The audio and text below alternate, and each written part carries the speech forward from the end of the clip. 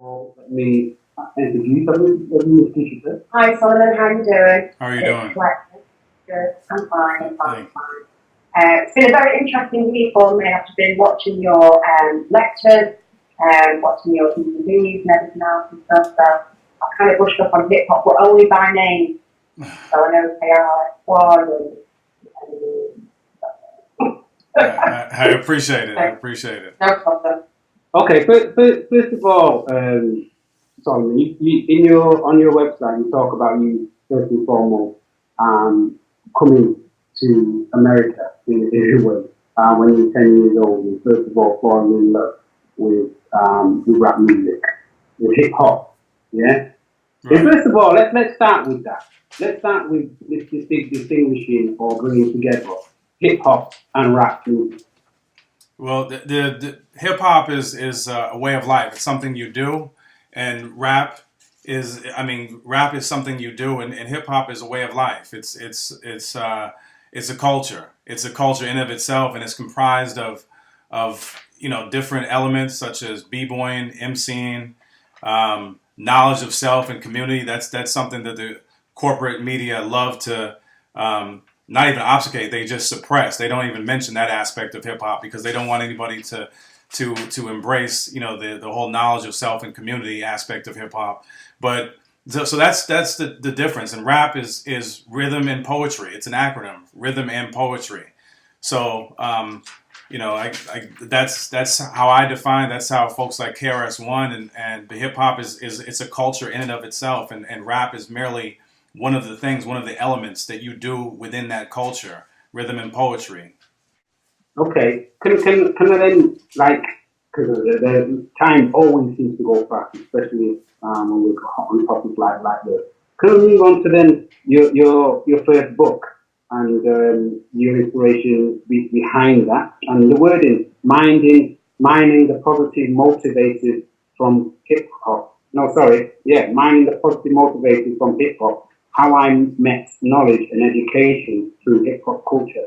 Yeah, well, the motivation behind that was my very first book, and it's a special book to me because that was inspired by my life. It was inspired by my life, and I was having conversations with comrades of mine, and we were having conversations kind of like the one we're having right now. We were musing about hip hop and being kind of nostalgic in terms of what hip hop meant to us growing up, and we were all educators. I continue to be an educator by profession, and one of my friends, he was a high school educator, and just talking about how hip hop had changed and the different struggles and that we had trying to connect to youth today, because hip hop was so vastly different. It had been methodically changed by these corporations that came in and usurped hip hop, usurped black-owned radio stations after the Telecom Act of 1996 in the U.S.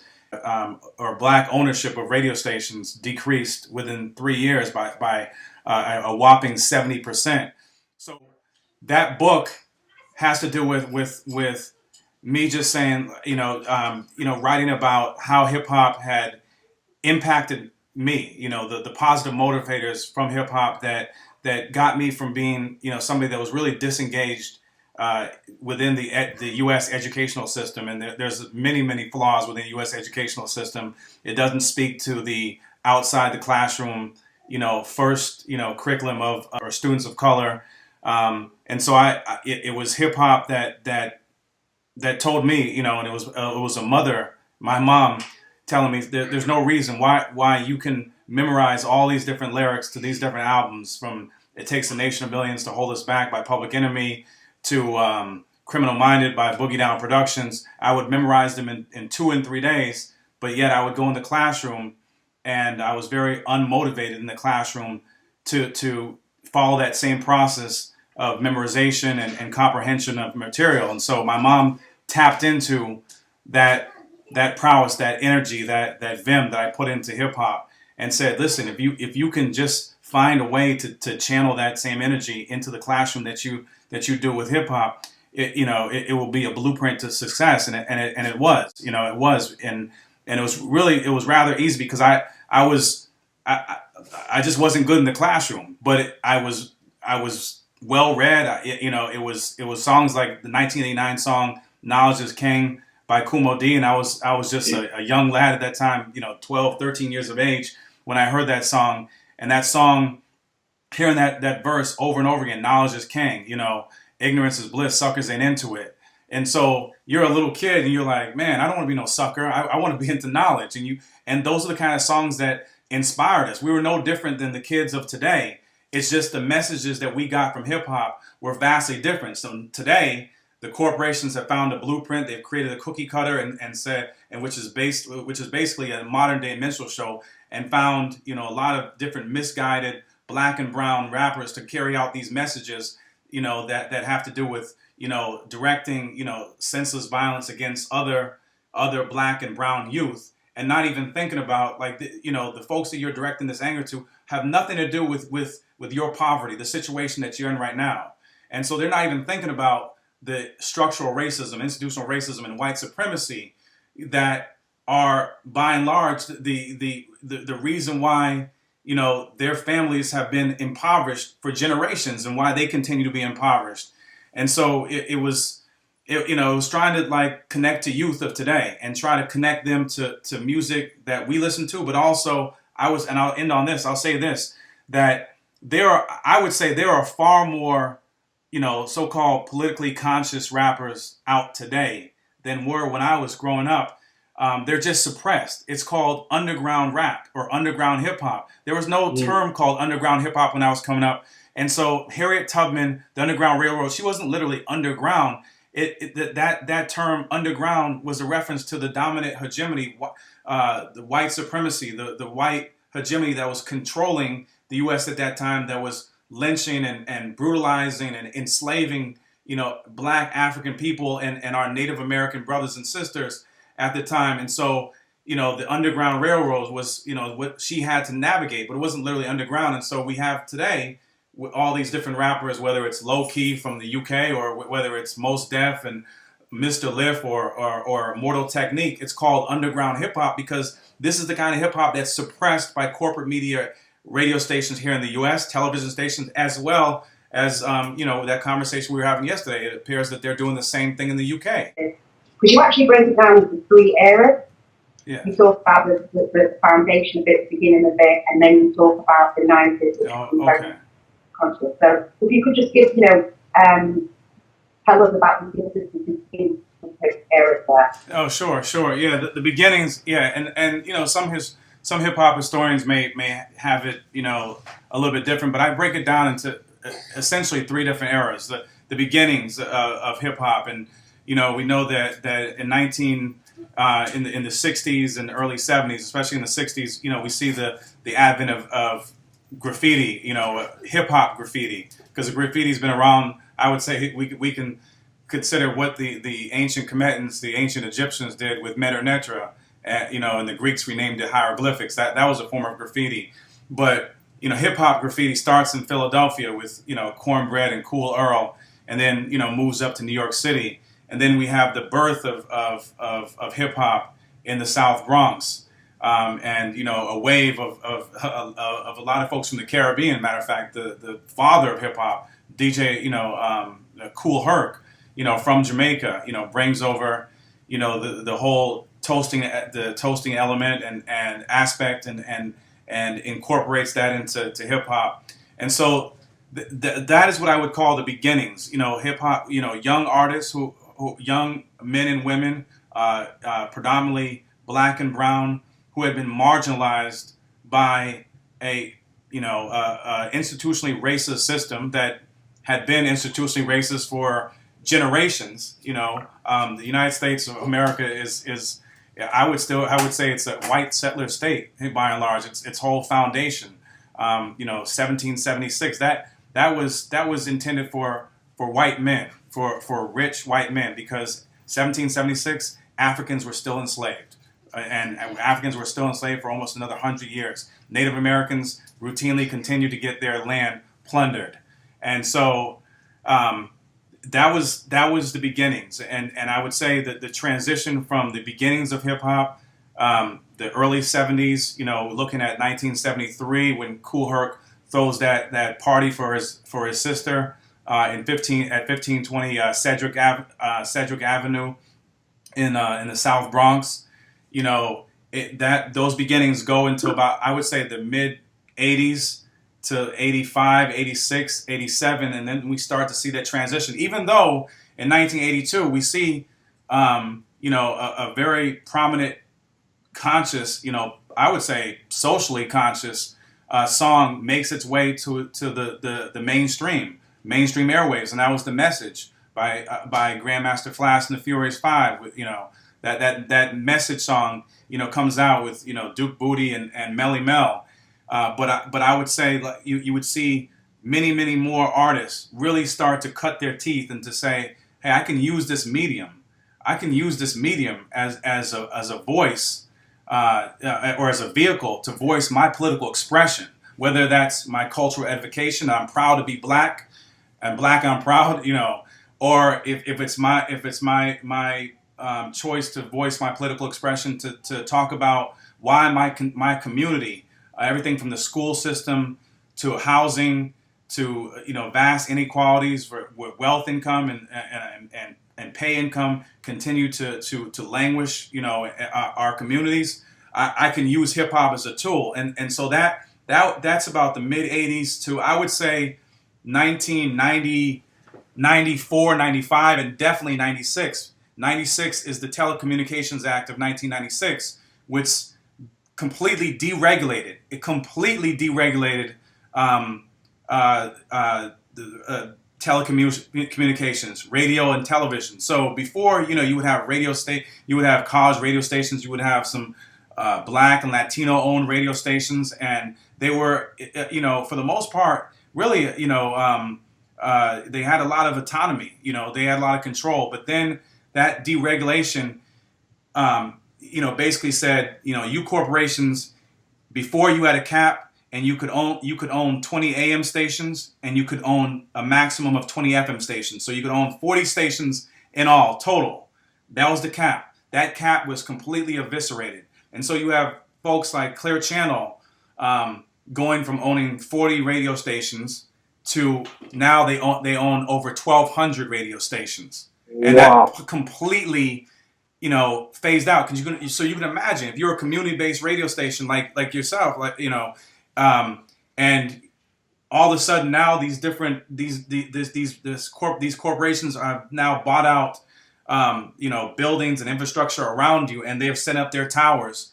If you had been making your money whether it was from the community or from small ads from community businesses, all of a sudden you start to become more and more irrelevant in terms of how much money you can generate from those businesses, from the ads, and they force you out, or they put you in a situation where you have to literally sell your radio station to make some kind of profit, because you see in the horizon I'm going to be forced out of business. And so that ushers in what I would call rap exploitation, the exploitation of rap, the era that we're in right now, and has been going strong from 1996, 97, the late 90s to where we are right now. And it's going strong because corporations, they own it. And the vast majority of them, the vast majority of them are white radio stations. They're white owned record labels. So I don't care if 50 Cent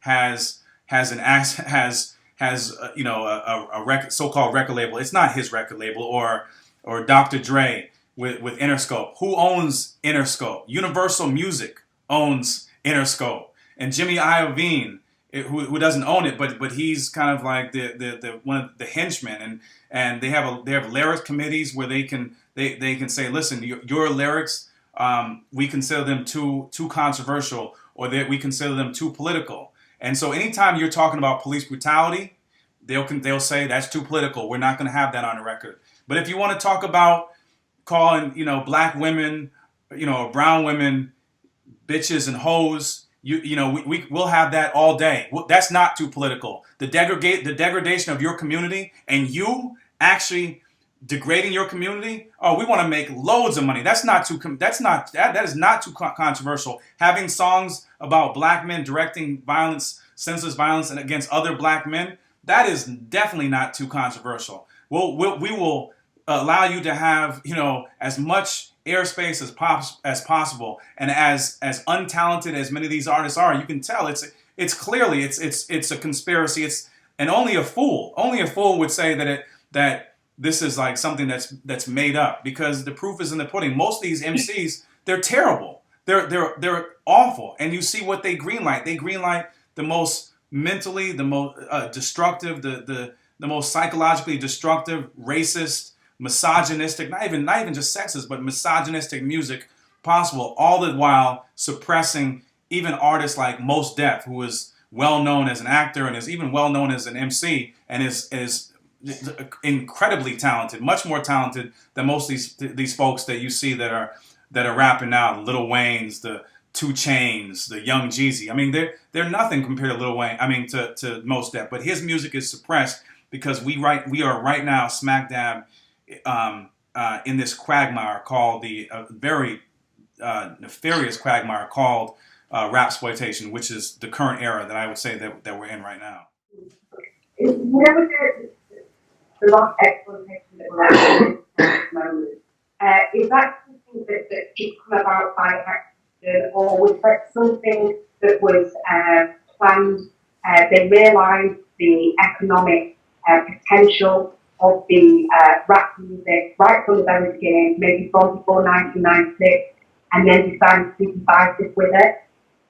I think that, well, when I was growing up, I remember this saying. Even some older black folks from the community would sometimes say, like, rap is crap. And hip hop was, especially rap music, was I remember when it was seen as something that, there was a lot of conversation that this is just a passing fad. This is a passing trend. I remember that like it was yesterday. And I just didn't see it. I was like, I hope not. I would say to myself and to my friends, like, I hope that's not the case, that this is a passing fad, because I love this. I love everything from the b-boying to the graph art, and definitely the rap music, man. That spoke to me in a way that no one had spoken to me. So, but I remember people saying rap is crap. And so you had very little involvement from corporations at that time, and very little involvement from corporations, even though there were, some movies that had come out, like Beach Street and Breaking, the Disorderlies, in the mid to late 80s. But by and large, not too many people I know saw hip hop as something that was going to turn into be a multi-billion-dollar industry as it is. And so what I think that they saw is that as these white corporations started to gain more control of the telecommunications industry, radio, television, as well as record labels, these independent labels were starting to become bought out and usurped. I think that they said, listen, you know what? This is not going away, perhaps anytime soon. And we can basically control this genre of music, this rap music. We can control this genre of music, but like most elitists, especially like white elitists, they're not trying to give black youth or brown youth or youth of color in general these large platforms to talk about capitalism and talk about the exploitative nature of capitalism. And I would say capitalism, you cannot indistinguish capitalism from racism. Racism, when we look at the beginnings of capitalism, especially capitalism in America, in the United States of America, it was slavery. It was the slave trade and the slave, and these plantations that built up the whole industrial revolution here in the U.S. And even if you didn't own, slaves as African slaves as chattel in the West Coast, if you owned a company that created the shackles for these slaves that were on plantations of the South, you were profiting from it because you were making those shackles and shipping them by way of locomotive all the way to the South. And so it built up. And so, capitalism is very exploitative, and it's like almost like a leech. And so if I'm a young person talking about capitalism, because we know there's no shortage of young scholars that come from our communities, whether they're in Manchester or London or Los Angeles or Baltimore, Maryland. There are folks that look around and have some really on point critical analyses of these oppressive systems. And so if I'm this white guy that owns this label, there's no way I'm going to give you a platform to talk about capitalism, to talk about something that I am in the midst of reaping in loads and loads of money, for you to break it down. I'm not going to give you a platform to talk about white supremacy or institutional racism, or even to go around and to beat your chest and talk about how proud you are to be black, or how you call yourself an African. You know what I'm saying? You don't even want to call yourself American, but you're calling yourself an African. How dare you? How dare you take away that take away that hyphenated title that we've given you, African American or Black Brit. You know what I'm saying? You calling yourself an African? And so I definitely, and I'll say this. I remember seeing this. I'll say this last.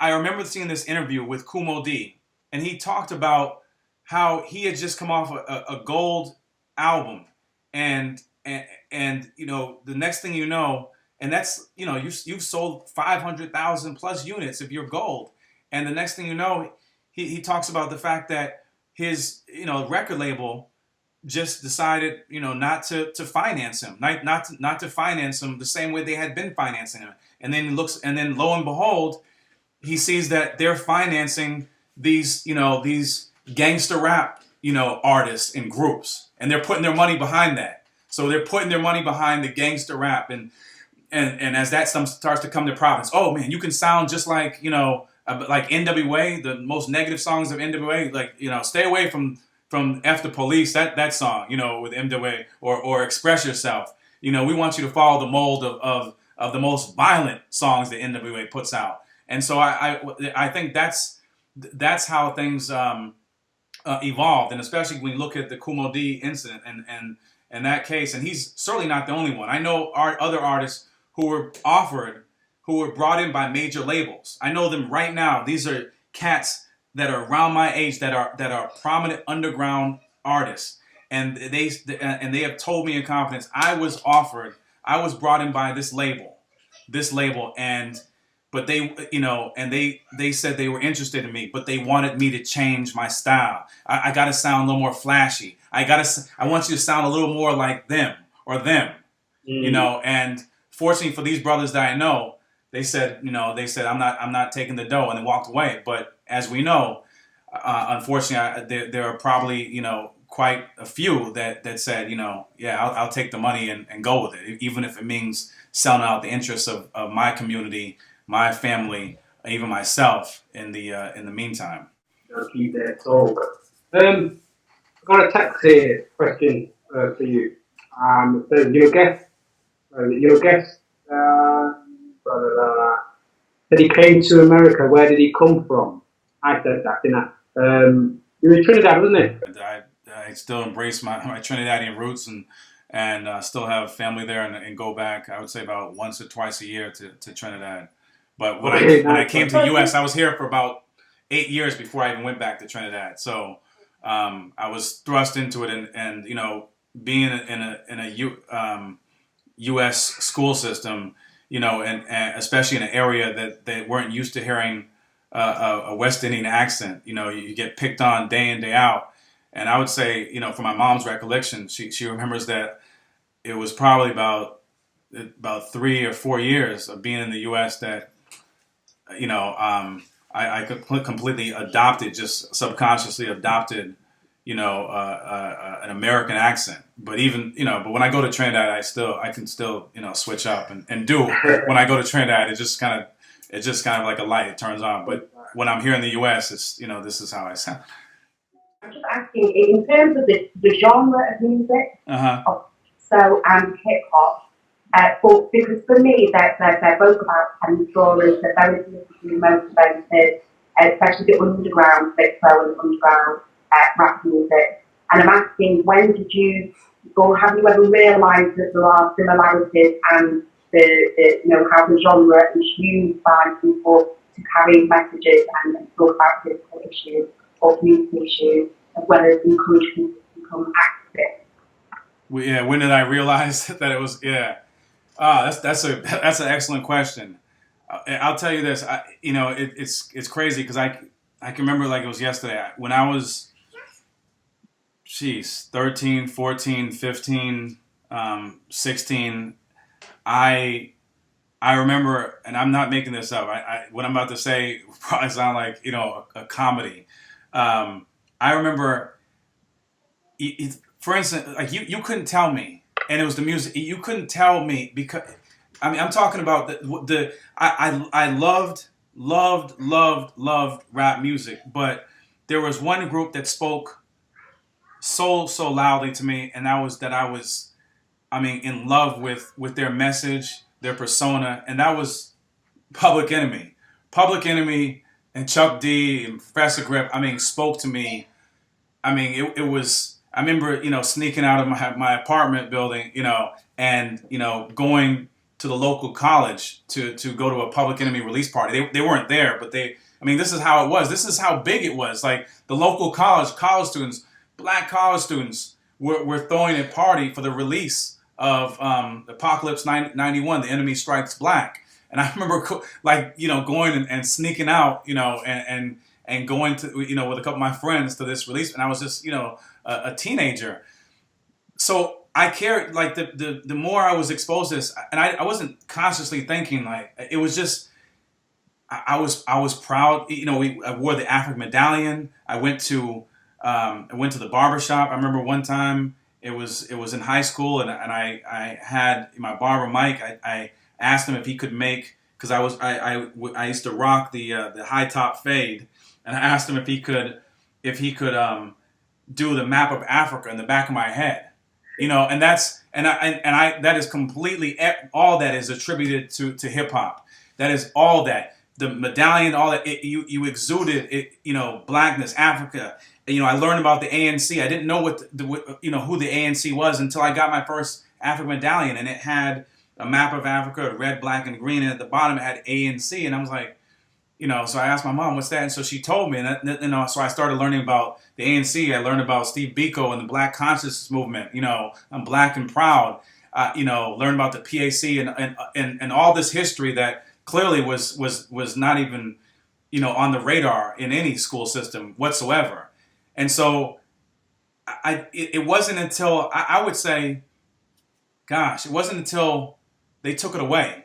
It wasn't until that transition from hip hop or rap music to it's underground rap, it's underground hip hop. It wasn't until that transition that I started, because it's almost like when you take something for granted, and I'm not going to lie, I took it for granted. I didn't think that kind of music was ever going to be suppressed from the airwaves. If you would have told me back then, like even when I was a freshman in college, if you would have told me that, man, there's going to be a time where you're not going to be able to you're going to have to delve into into obscure internet sites, and you're going to have to delve around to listen to this kind of music or to discover new artists. It's not going to be. I would have thought you were blatantly like lying or playing some cruel joke. I took it for granted, and so when it was gone, that's when I started to reminisce. That's when things started to become nostalgic, and my friends, I would say in college, like probably towards the end of my undergraduate and definitely through grad school, where we started to have these musings. We're like, this is man, this is coonery. What the hell is going on? But still, even at that point, I wasn't necessarily even making the direct connections to like the media and what controls. I was just looking at these rappers like, yo, you're selling out. How are you selling out like this? But then you start to learn about the machinations of the media and how the media system works and who are really controlling the airwaves and who have created and cultivated this environment that goes on today. And then you start to look historically. This has been done before with Sambo and Step and Fetch It, and so forth. And if they couldn't get a black person to do that. They'll get Al Jolson to paint his face black. And so then it starts to make sense. And that's why, like, when the documentary, when we were talking yesterday, Anthony, when I was saying that, it's just natural to juxtapose, some of these images today to the images of the 20s and 30s and the teens, when they had these virulently racist images of black people. But the only reason why people don't see it as racist as it is today is because it's been mass popularized. They've been deluged with the popularization, of the popularization of racist stereotypical images of people of color, and so that's why they accept it. And that's one of the most depressing things, is to have debates with other black people, other people that look just like you, and they're sitting there saying that, oh, you're just making much ado of nothing. It's not that big. It's not that big. It's fun. It's just fun. I'm like, no, it's not. Are you kidding me? Do you know me? And because I do a lot of youth work, volunteer work in juvenile detention centers, and I've gone in there and I've spoken to young men who have told me blatantly. We have these conversations, and I don't come out and say like, oh, I don't like your music. I just kind of want, because I don't want them to suppress what they're going to say, and they'll start to talk about how, I'm saying, a lot of the things that they did in terms of directing violence at other brothers, in their community. I'm talking about 14, 15, 16-year-old brothers that are in juvenile detention centers, saying, start to talk about these songs, murder, murder, murder, kill, kill, kill, all this kind of stuff. And it's like, it's very clear that this music is directed towards an entire generation of people of color, youth of color, to culturally decapitate them. And if it means that there are lives lost along the way, then, I'm saying, there's a lot of people that benefit from that. There's a lot of people that benefit from that. Yeah, I listen to Speak FM 90.1, Anthony and Colette, and we are talking to Solomon Comissiong. We've got to pay some bills, and we'll be right back. We have some texts here. Thank you for them. Keep them coming in. Questions for Solomon. We'll be right back.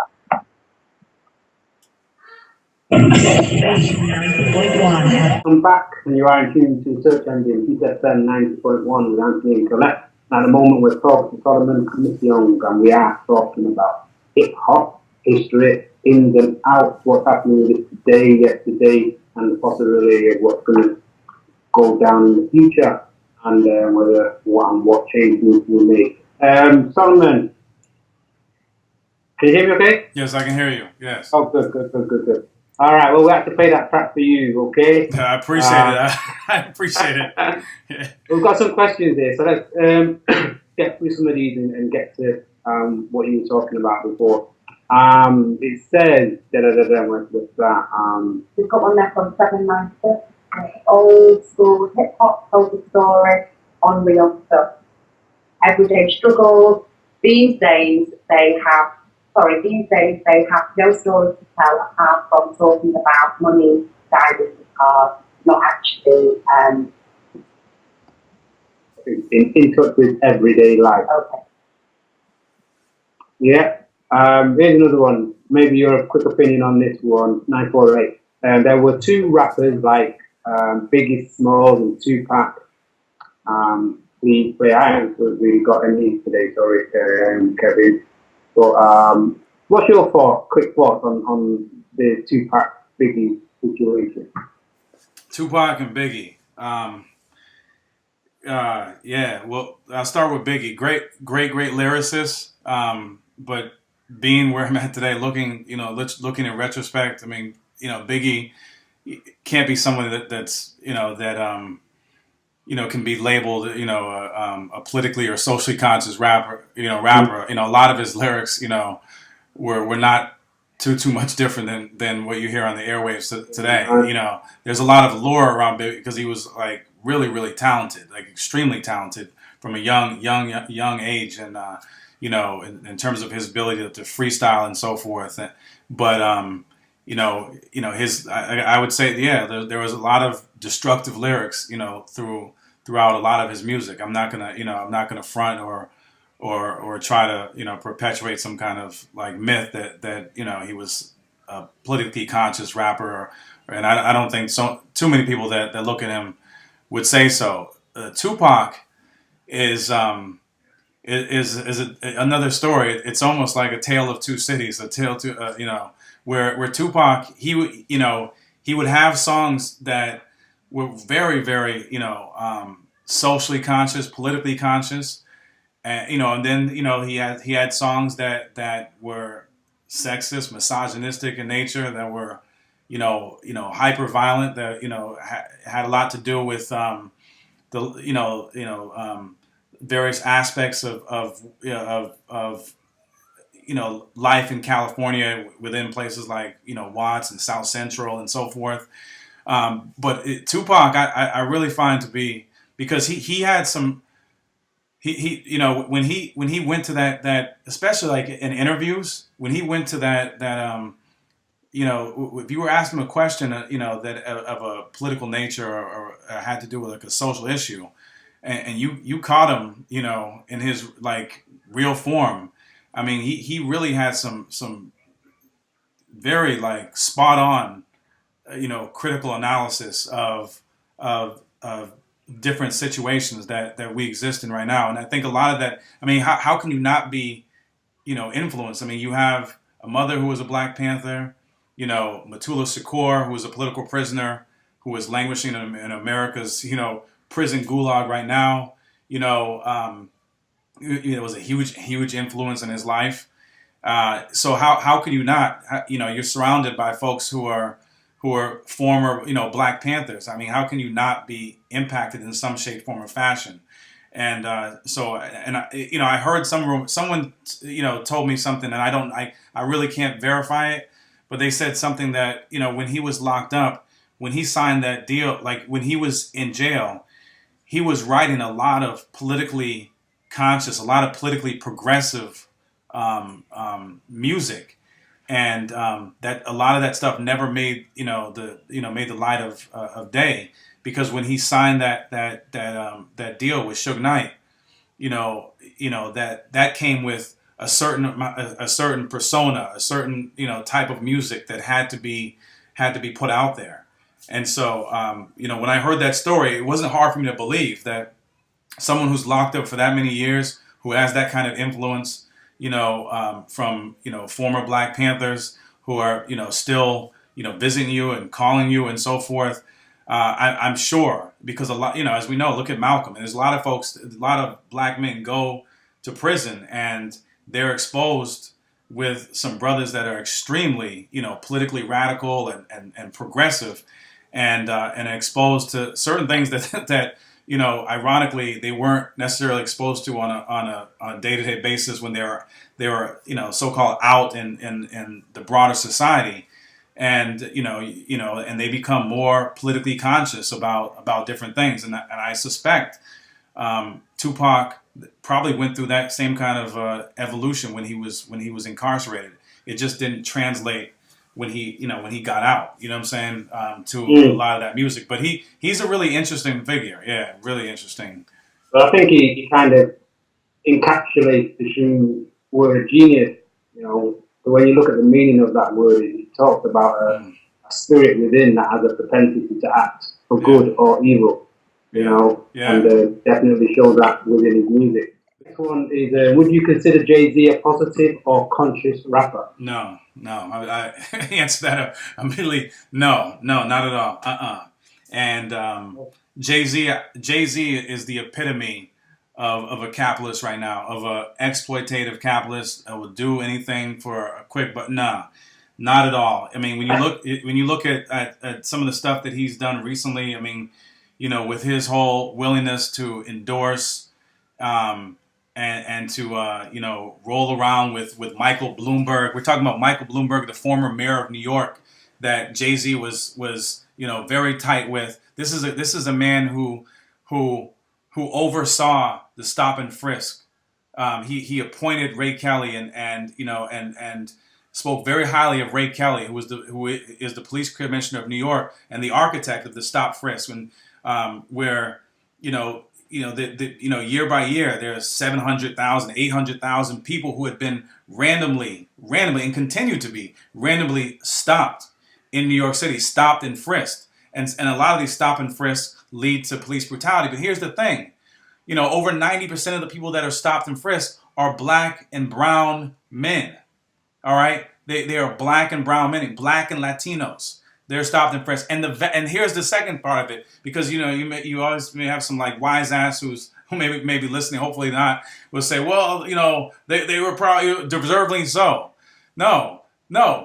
The vast majority, over 90, it was like something like 94% of the people, the black and Latinos who were stopped and frisked were found to be holding no contraband whatsoever. They had no legal contraband on them whatsoever. No gun, no knife, no marijuana, no cocaine, no heroin, nothing.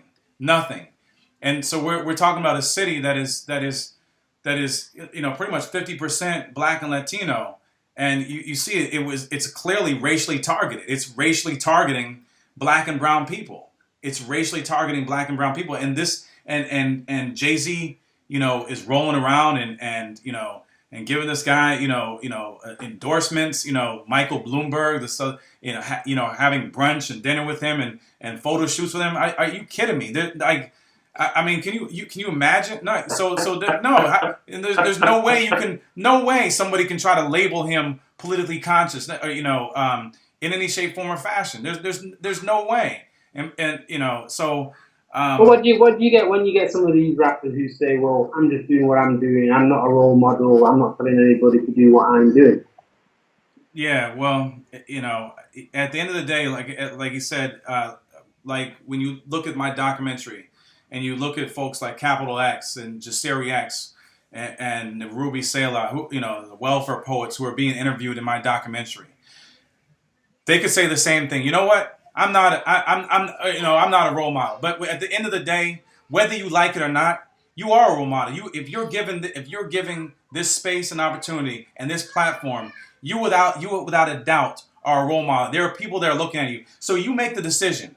If you want to go and you want to rap about things that degrade women in your community, you want to talk about things that could potentially lead to death. Folks, mimicking what they hear in your video, your videos, and directing some false sense of machismo and gun bravado, against another young brother who might be 14 and 15 years of age. And these are not like mythological scenarios I'm putting out there. These are scenarios that have happened, that have actually happened. So if you can do those things and you can go and look yourself in the mirror, whether you consider yourself a role model or not, that tells me everything I need to know about your character, and that's fine. That's a decision that you make. But if you can live yourself like that, that tells me everything I need to know about you as a man or a woman. Because if somebody offers that to me, if it comes down to, I would rather struggle and hustle check to check, but doing positive things for my community, being a part of this struggle for equality, for real liberation. I would rather struggle check to check than to sell out and get untold millions or what have you, if it meant doing damage at the expense of my community or my family. There's no way whatsoever. So. All right, next question. What do you think about Lauryn Hill and the honesty about the industry that she's sharing and her treatment because of it? I think she's right on, and I applaud her for speaking up. I mean, she's always been a very conscious and erudite sister. So those folks that speak out, the industry and the system itself, not even just the industry, but because we look at the industry. The industry is a replication of the society that we live in. All right. So if society was not as off kilter and not as oppressive and exploitative as it is, you wouldn't have an industry that is this powerful and as exploitative. So the industry is doing what society, the society that I live in here in the United States of America, has cultivated a deadly farm for these kind of fruits to grow. And so I applaud her. I applaud her because what she's doing, she's being honest. I mean, is she supposed to bite her tongue? Is she supposed to not tell the truth? And the thing is that it's not her who the pressure should be on. The pressure should be on us. Everyone that's listening to the radio right now, everyone that perhaps is watching this interview right now. The onus is on us to speak up and to speak out against these things, because if more folks spoke out and if more artists spoke out, the onus is even extra doubly on those artists that look like her, that are around her, that are out there right now, whether it's the Rihanna's or Beyonce's or whoever. Those folks who are willing to embrace capitalism and to embrace being coddled by the white establishment. Those are the ones that really should be looking themselves in the mirror and saying, you know what?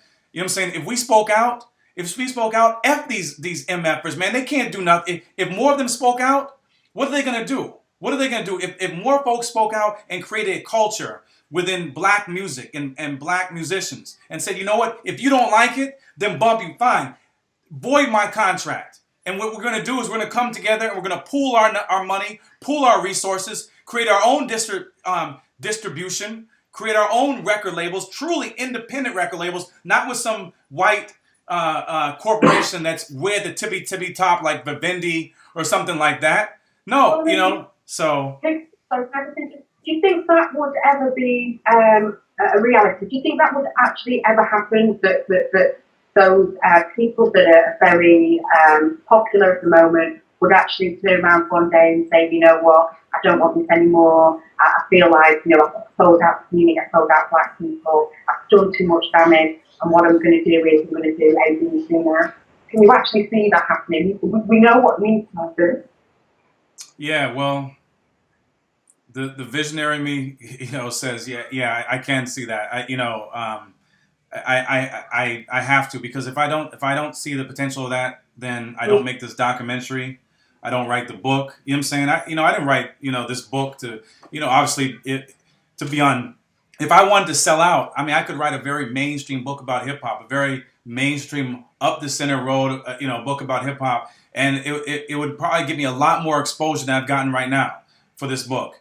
Oprah is not going to have me on her show on her book of the month to feature book of the month, because of this book or because of the documentary. It's the people. It's folks like yourself and Anthony who I truly appreciate, having me on to talk about, my life and hip hop's impact and the books, that I've written and this documentary. But if I didn't feel that it could change, I wouldn't do any of this stuff. I do this stuff because I believe that, yes, it is possible, and that when we do work like this, when you guys decide to have somebody on like myself and I presume the other guests that you've had on in the past and who you'll have on in the future, if you didn't believe that there was a possibility to have some change, you wouldn't even host this show. You were like, yo, there's no chance. So the visionary of me, says that yes, that's possible. Just like Malcolm and Martin and Fannie Lou Hamer,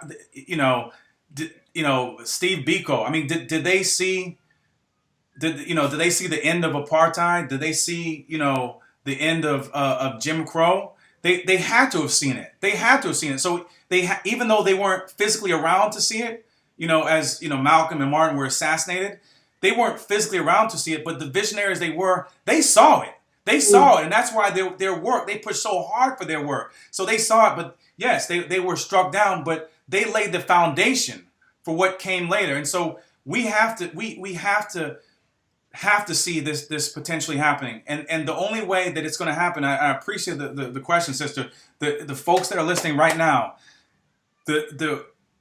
I think the only way that it's going to happen is if fans of hip hop, fans of these artists that have perhaps have said, okay, I've been listening to Jay-Z, I've been listening to Jeezy and Rick Ross and Rihanna and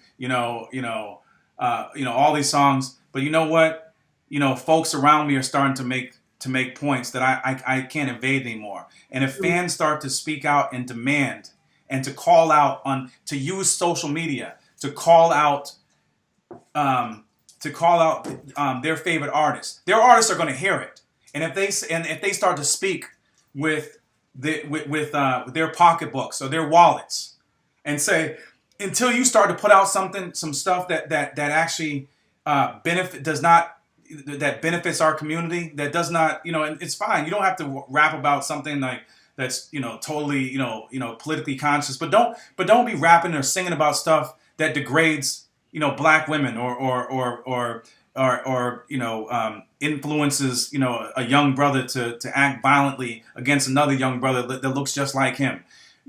Put out music. You can put out positive music, that uplifts people, that takes them from being morose or sad. And you can also write music if you choose to, if you really want to choose to, and you pick up a book, you pick up the autobiography of Malcolm X or whatever, or Wretched of the Earth, and you pick up a book and you learn, and you can also write music that actually empowers people to organize and to start a movement. But when we do that, when there's a collective of fans that take to social media and start to write through social media and to email, and to tweet at their favorite artists, the Lil Waynes, and pressure their asses, pressure them, and put the heat on them.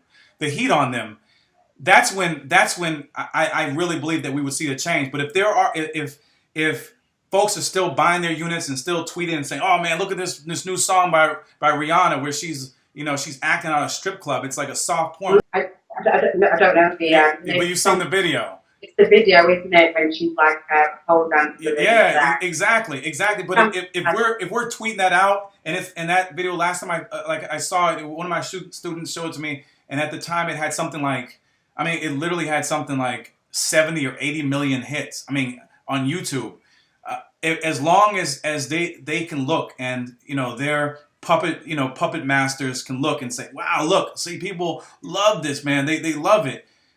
Then they're going to continue to do that stuff. They're going to continue to do it, and because there's no pressure. The pressure has to come from the grassroots, from the ground up. That's where the real push is. It's from the ground up. These folks, and I'll end on this. These folks, a lot of these conscious rappers, I will tell you this right now, a lot of these conscious rappers, they get a lot of their influence from folks like you and I, from folks that they meet along the way, from posts that they read. They read certain pieces, so they take the message. They're just the ones that are talented enough to put together a song and take the message. But there are folks that are underneath them, that are all around them, that are much more knowledgeable about these issues, but they've been influenced.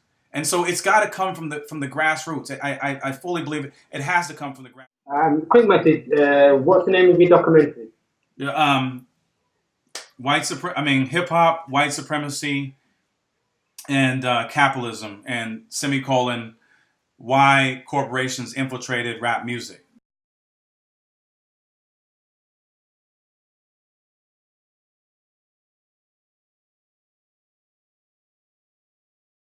So people can just type that in, hip hop, white supremacy, and capitalism, without even the rest. It should pop up. Or they can go to my website, yourworldnews.org. That's yourworldnews.org, which is a community media collective that I started in 2009.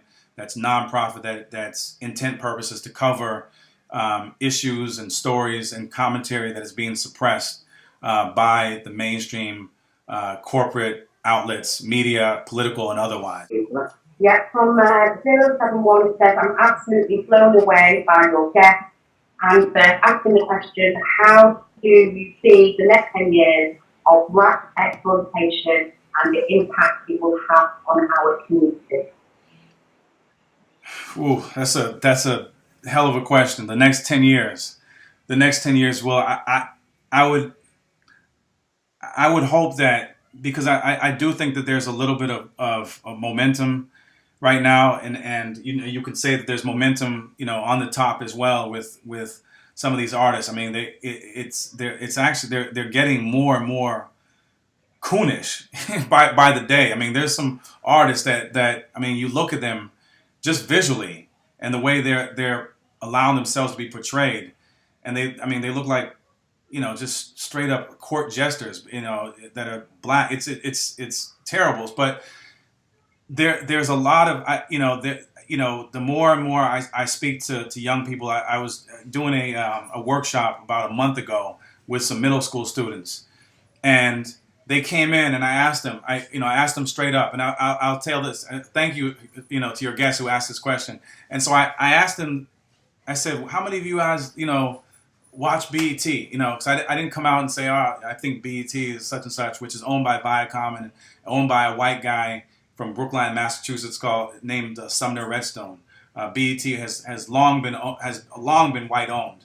It was sold by Bob Johnson, I think over a decade now. And so I asked them, and virtually every student raised their hand. And I said, so what do you guys think about hip hop? Who are some of your favorite artists? Their favorite artists, I heard Rick Ross. These are middle school students. Rick Ross, Young Jeezy, Drake, you name it. So like these are some, Lil Wayne, that was a fan favorite.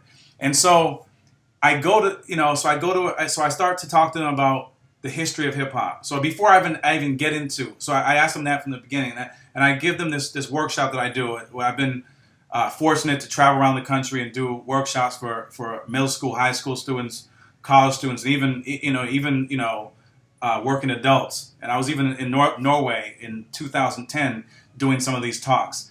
And so I tell them the history of hip hop, the whole history. And I tell them that, did you know the founding principles of hip hop are peace, love, unity, and having fun? Blew their mind. They didn't even know that there were some founding principles to hip hop. I said, this stuff has been suppressed. I said, don't you think that your favorite radio stations where you listen to your favorite artists, if they actually cared about the music that they play 24/7, hip hop, and they care about the fans that are listening, yourselves, that they would have somehow told you along the way. They might have said, hip hop is peace, love, unity. Remember, hip hop is peace, love, unity, and having fun. Or hip hop is is this, that, and the other. It's a culture, and but they don't care. They are exploiting. They're exploiting it. They're pimping it. And so we go a little further on, and I come to a slide, and I have a slide that was a quote by, at the time, one of BET's who is a black guy. I have to put it out there. One of BET's video programmers, and I have a quote, and it says, we don't, because this guy was asked a question, why doesn't BET play more? It was, to paraphrase the question, it was, why doesn't BET play more videos by more, socially conscious, rappers, Mos Def and Little Brother and so forth. And so he replies back, oh no, it's not that, it's not that we don't think they're talented. We just think that their lyrics are too intelligent for the BET audience. So you should see, yes. So it's on the slide. So they're like, and that's the reaction of what? I said, exactly. I said, that's what they think about you. I said, that's what they think about you. And I look at the room and I point to every little girl that's in that room. Like I said, they're middle school students. They're probably with like 12, 13 years of age. And I said, if you listen to any music and they speak about you, and I said, how many of you see yourself as queens and princesses? And every little girl raised their hand. I said, good, because you should see yourself like that, regardless of what you look like, what in terms of what your skin color is. You should see yourself as and the group I was speaking to was predominantly Black and Latino youth, and there was some white youth as well, but it was predominantly Black and Latino youth. And I said, you need to see yourself as being a queen or a princess, and you young boys, you should see yourself as princes and kings, because when you do that, you carry yourself that way. But if you listen to music that degrades you, that calls you outside your name, that degrades you, that speaks to you as if you are an animal, and degrades you. And I didn't get into because they're kids, so I didn't say that refers to as a bitch or a whore. I didn't say that. But I said, you know what I'm talking about. If they talk about women as if they're pieces of meat, I said, why would you listen to that? Why would you listen to that? That music is clearly not in support of you transitioning and growing into be a beautiful young woman that is an example of excellence for her family, for her community, and then on. It's not. It doesn't see you that as that. They're telling you that. And so, and I said, when you look at this, what this guy said in terms of why they're not playing certain music that is culturally edifying or dare I say positive, they think that you're idiots. But you know what? He's lying. He's not even. That's not even the reason why he's not playing that. They're not playing that music. He's lying. The real reason that they're not playing that music is because it makes you think. It makes you think about yourself and the environment that you live in. That's just a cop-out for him to say, oh, we don't play it because we don't think that they can grasp that. They know you can grasp it. The reason why they're not playing it is because they know if they play it, you will grasp it. And you'll start to think about, damn, I shouldn't be listening to this stuff. Man, these artists are talking about, man, I shouldn't be, I should carry myself a certain way. Man, this is an oppressive system. I need to build up my community and not bring it down. I said the reason why they don't play it is because they know that you will get it. They know that it will click. But if they keep it out of your radar, they figure that out of sight, out of mind. So therefore, you are going to be the next generation of young people that are going to be their consumers, their customers, that are going to spend money mindlessly on products that contribute to your own deficit, to contribute to your own community's downfall. And they're making millions and millions of dollars and billions in some cases of dollars off of you and our community while degrading us.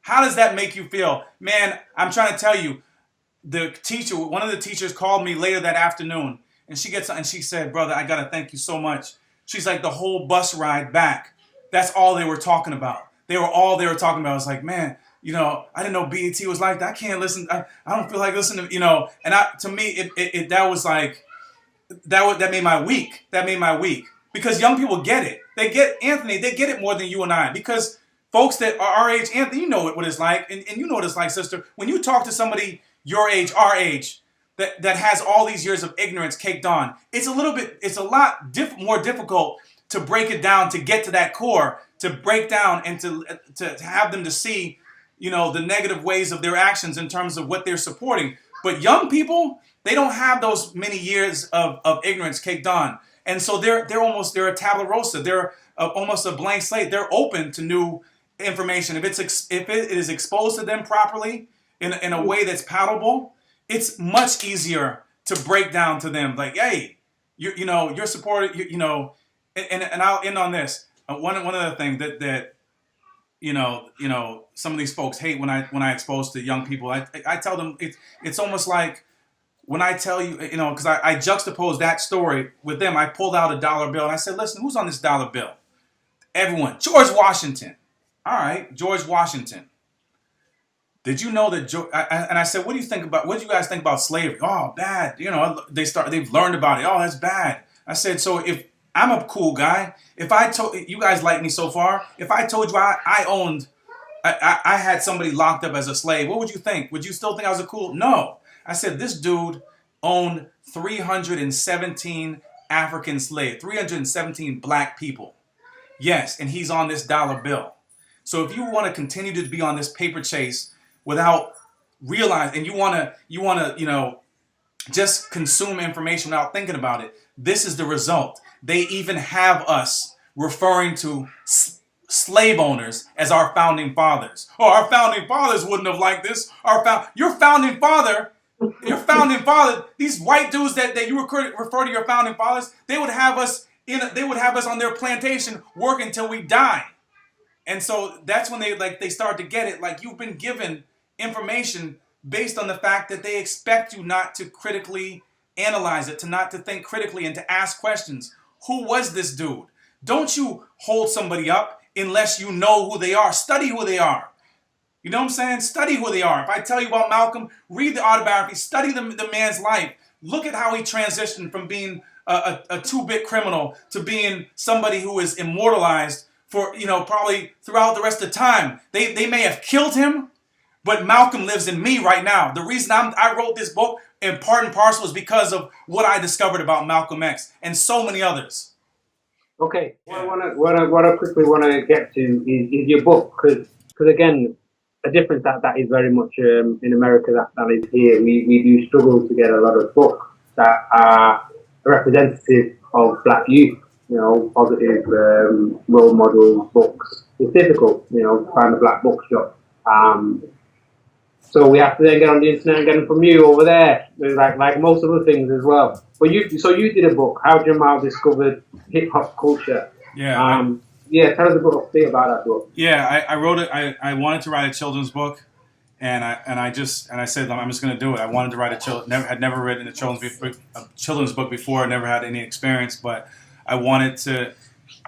Like I said, hip hop has had such a profound impact on my life positively that I wrote a children's book, and the character is a boy named Jamal, and his brother Marcus, I have that Marcus, who's named after Marcus Garvey.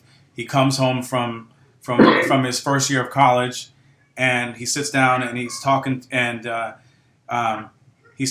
his brother Jamal, his younger brother Jamal, who hears some music that sounds like hip hop music coming out of his room, but it's not the same kind of hip hop music that he's heard on the radio. It's hip hop that has kind of a different message. And so he walks in there and his brother says, "Oh, this is I forget, this is Public Enemy. I took a class in college, and a hip hop class, and I learned about all these different aspects." And so that whole afternoon he spends with his brother, who's connecting the dots to what hip hop is and what hip hop comes from. And as he's talking about hip hop, he connects graffiti to hieroglyphics. So then I go into that and I tell the kids what hieroglyphics are and the original name for hieroglyphics, Metra Netra. So it and then throughout the day he becomes so inspired by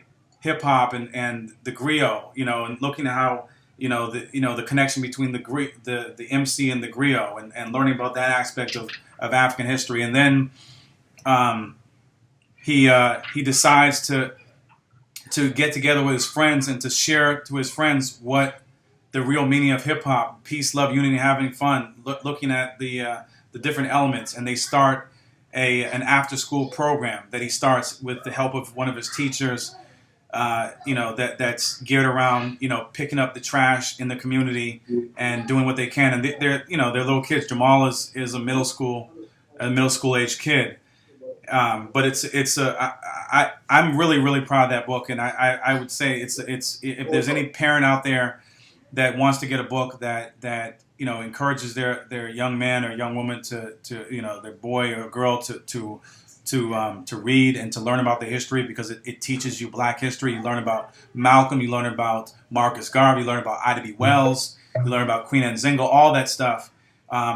Through hip hop in that book, and it's a short book, but it's a powerful book, and those kids, when they're done reading it, they will know more about hip hop than most adults my age that consider themselves fans because they listen to corporate backed hip hop. Can I ask about distribution of that book now? Get the book. How can they get it? Yeah. Well, they can go to my website, SolomonComissiong.com. Okay.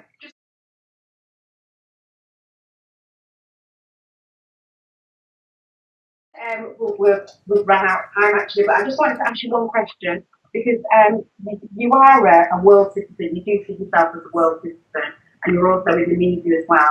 And you talk about how certain stories are actually censored for the black population.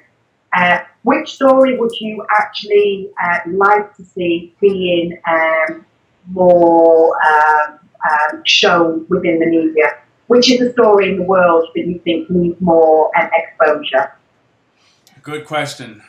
Right now, that needs more exposure. I think, we're starting to see more exposure, more people, because of a grassroots effort, more people talking about the the destructive nature of these drone attacks that are coming by way of the United States government that are destroying people through the Bush administration, Obama. But what is above those drone attacks? What's above the United States' imperialist wars? What's above the UK's not just complicity, but the UK's eagerness to follow what the U.S. does and to be an imperialist itself is imperialism. I would like imperialism to be a story that is much more exposed to the masses. I think people need to know what imperialism is. I think they need, because imperialism needs to end. I tell you this, and it's a great question to end with, because I am a person that loves humanity, and I love humanity, and it pains me to know that there are innocent people that are perishing by way, in any shape, form, or fashion, but especially by way of imperialism. We're talking about untold people because of a few nations, whether it's the U.S. or Israel and what they're doing to the Palestinians or the UK, but mostly the U.S. The U.S. reigns supreme.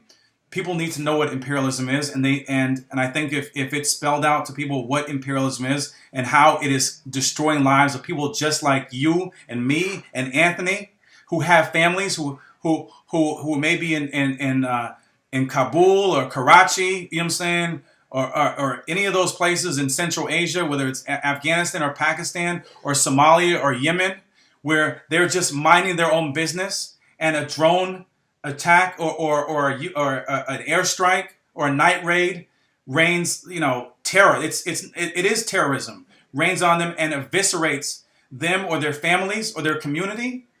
If we start to personalize that stuff and put ourselves in the shoes of those people and says that it's no different, they're no different than you or I. They may have a different religion or live in a different geographic area. If we start to personalize it and put ourselves in the shoes of those people and understand that is imperialism, that is the orchestrator of these things going on, I think that you would see more people devoted to ending imperialism as we know it. And so that is the issue. That is the issue, the topic that Okay. Yeah. Very quickly, Colin, just last two questions. You were talking before, and if you could just very quickly, because we had the conversation yesterday briefly about the music. We've got a test that says, isn't that them not taking our music away from us secretly?